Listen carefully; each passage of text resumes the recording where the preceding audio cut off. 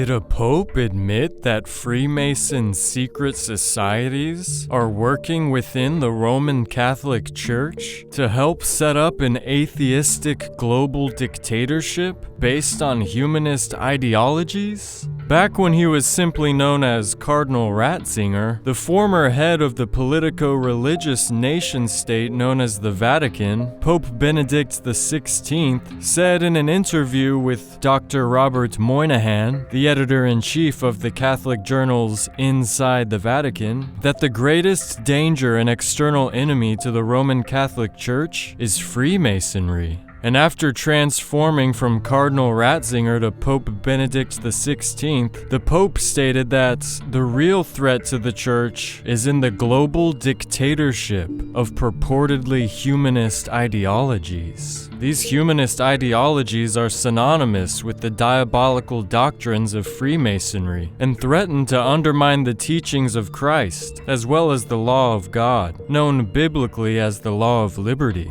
So what was the Pope trying to say?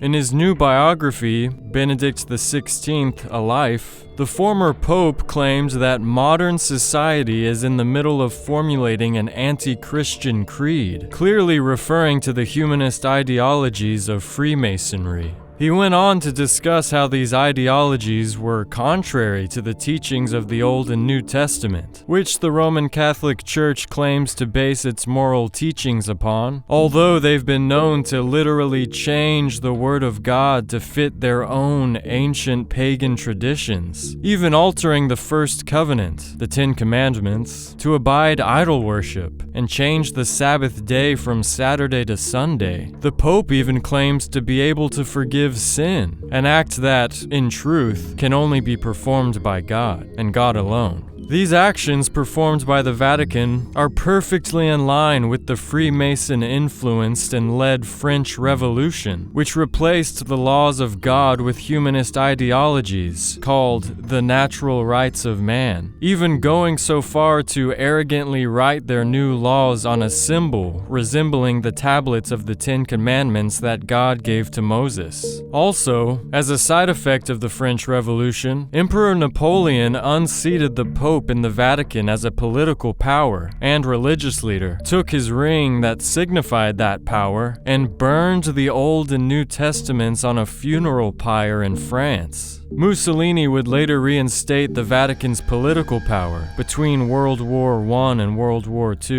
in 1929. Benedict XVI also wrote that those who oppose homosexual marriage, abortion, genetic experimentation, and other humanist ideologies are in a sense excommunicated from society, shunned or excluded, as these ideas become new laws and take their place as new standards, in an attempt to replace God's law and God's standard, similar to how the Roman Catholic Church excommunicated heretics, also known as individuals who think for themselves and draw their own conclusions, sometimes, and oftentimes, depending on the century, sentencing them to death. So have the humanist ideologies of Freemasonry already influenced the moral principles of the Roman Catholic Church? And if so, when will the transformation be complete? In other words, how long will it be until a global dictatorship will rule the world at the whim of an antichrist? Could the nightmare of this globalism he described already have begun? After all, secret societies are secret.